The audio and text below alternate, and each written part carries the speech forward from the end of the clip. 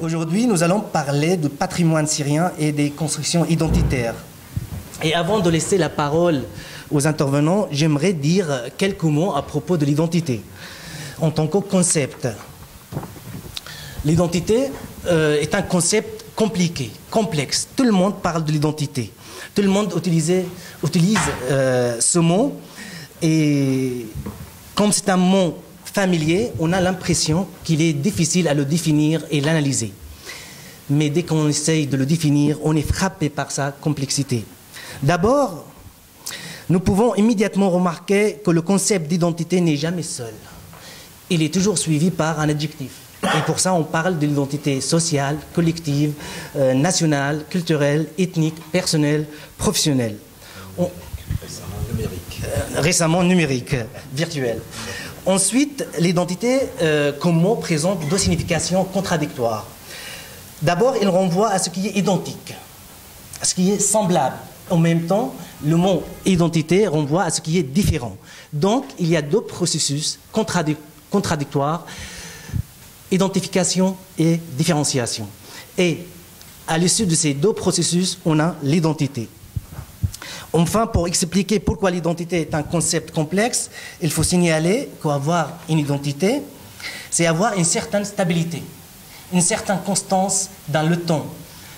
Mais ce désir de stabilité est accompagné aussi, paradoxalement, par un autre désir, un autre besoin, qui est le désir de changer, le désir des projets de changement.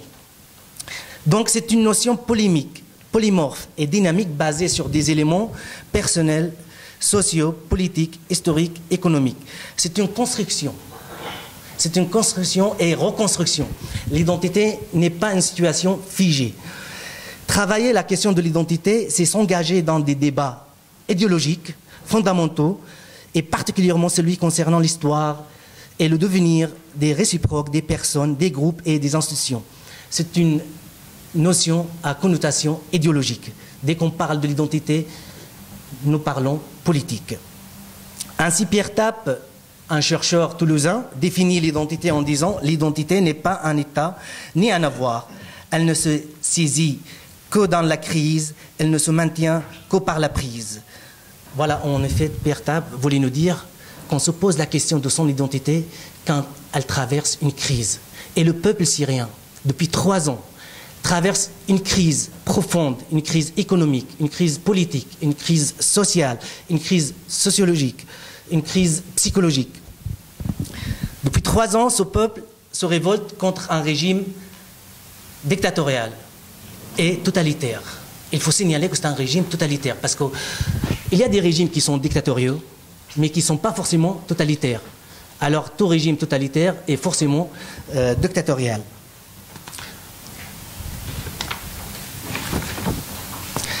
Et en Syrie, actuellement, nous nous posons la question de l'identité syrienne. Sommes-nous des Arabes? Sommes-nous Arabes?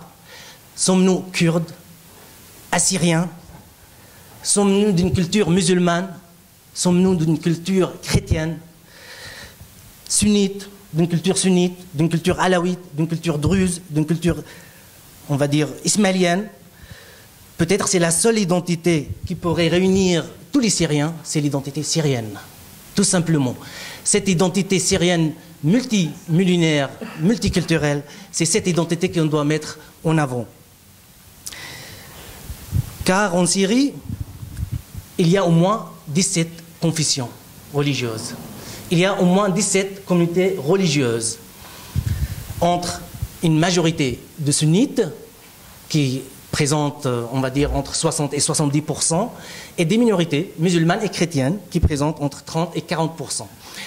Attention, ces chiffres sont soumis à des pressions idéologiques. On n'a jamais des chiffres issus des recherches scientifiques. Je me suis référé à Youssef Kourbaj pour vous donner ces chiffres. Et aussi, une chose que je dois signaler, attention, il ne faut pas confondre une minorité religieuse avec une minorité ethnique. Ce n'est pas la même chose. La question de l'identité se pose différemment. Par contre, il y a des minorités qui sont à la fois ethniques et religieuses. Toutes ces communautés religieuses et ethniques n'ont pas la même passé. ou le même passé, pardon, ni la même représentation de passé. En Syrie, il n'y a pas une seule mémoire collective. Il y a des mémoires collectives. Ainsi, toutes ces communautés ne se reconnaissent pas dans l'identité arabe et musulmane que le régime de parti basse essaye de nous faire comprendre, essaye de nous faire adopter. J'ai dit essaye, je suis gentil. C'est une sorte de lavage, de gavage de cerveau depuis plus d'un demi-siècle, tous les matins. Midi, soir, il faut qu'on répète nous sommes arabes, nous sommes arabes, nous sommes arabes. Ce parti